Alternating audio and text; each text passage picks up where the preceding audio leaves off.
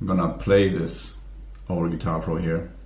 I had to check the audio settings a little bit to get this done here.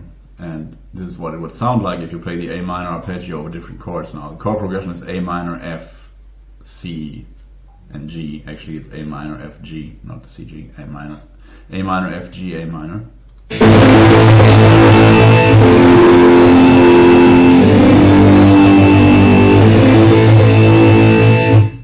So if you want to listen to this again, well, get Guitar Pro and type this in for yourself and just listen also especially to this passage here. I'm going to play it one more time, but this is so dissonant. It almost hurts my ears. So keep that in mind, that this has to be resolved over here, because else you would probably, your listeners will not be so happy. But here you feel really this relief, so that's the cool thing about superimposing chords. If you do that, and also they have really like almost criminal chord descriptions here. So I mean, this is okay, this is an F major 7 because it's F, A, C, E. But here, if you play the notes A, C, E and G, B, D together, it's like up to here, it's an A minor 7, A, C, E, G.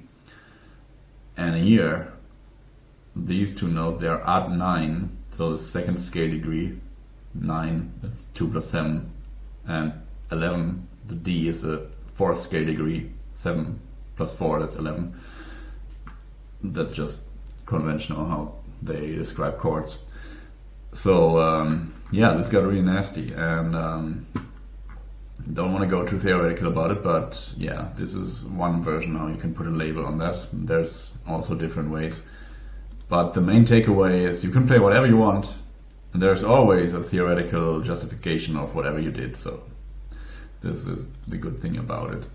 Now, the main challenge is to make something like this sound good, but if you're thinking in terms of tension and resolution, that's mainly what all music is, and you can create a lot of tension as long as you resolve it nicely.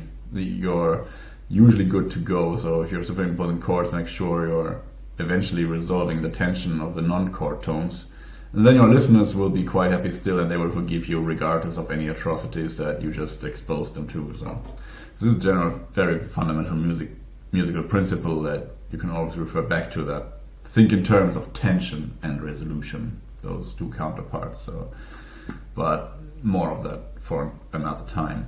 The way to use superimposed chords now is, for example, you just keep playing the same arpeggio over the whole chord progression until it sounds good again. That's what we did here.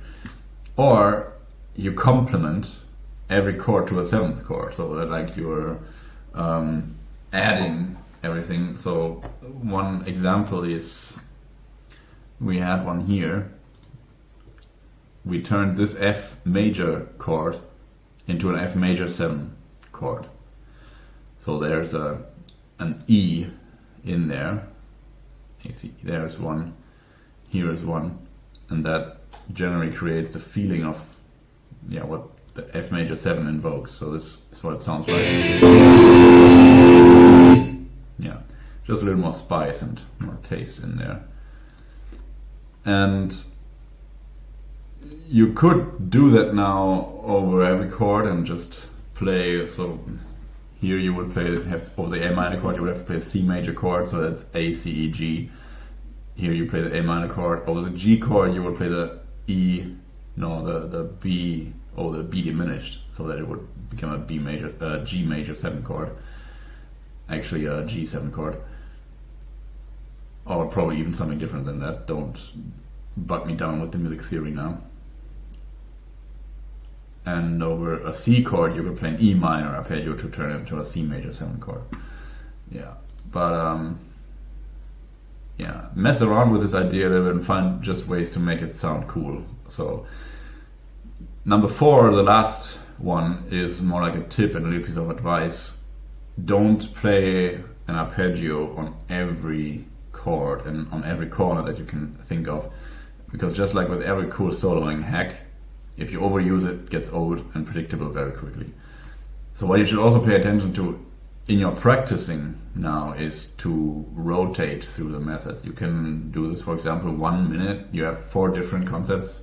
For 1 minute you play one concept, for the next minute you play the next concept, and then you cycle through it like that. Or you go through it directly one after each other, so that you literally, if you have one arpeggio lick, one pentatonic lick, one lick with a string bend, one scale run, it could look something like, making this up on the spot now, arpeggio lick, and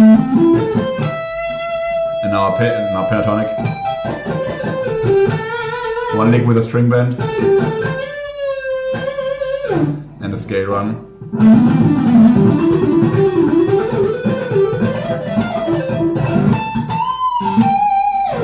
And there you have it. So, and then you just repeat and you change the order of the pieces over and over again, and that should make you really good with improvising different many things at the same time. So if that is everything for now. So have fun with this, mess around with this, and remember, keep applying and experimenting. This is the only way that gets you further.